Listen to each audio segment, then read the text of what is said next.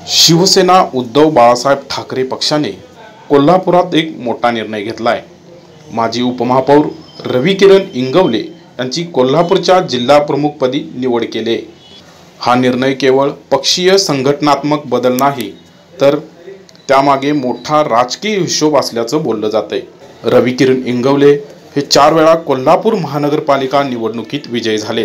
तसेच इंगवले यांची कोल्हापूरच्या राजकारणात डॅशिंग, थेट आणि स्पष्ट अशी ओळख आहे। तरुण कार्यकर्त्यांमध्ये त्यांचा मोठा प्रभाव आहे। त्यांनी घेतलेली आंदोलने नेहमीच हटके असतात आणि ती रस्त्यावर उतरून लढणारे असतात, त्यामुळे ते नेहमी चर्चेत राहिले। रविकिरण इंगवले ठाकरे घराण्याशी एकनिष्ठ आहेत आणि त्याचेच फलित म्हणून त्यांना जिल्हा प्रमुख पदाची जबाबदारी देण्यात आली।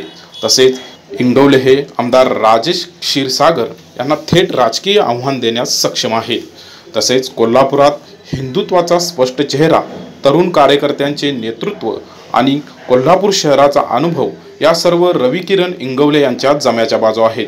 त्यामुळे आगामी काळात कोल्हापुरात शिवसेनेची रणनीती आणि निवडणुकीचे चित्र मोठ्या प्रमाणावर बदलू शकते।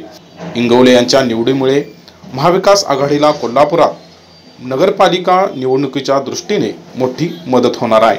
इंगवले यांची बोलण्याची शैली चांगली असल्यामुळे येणाऱ्या पालिका निवडणुकीत महाविकास आघाडीला याचा नक्कीच फायदा होणार आहे।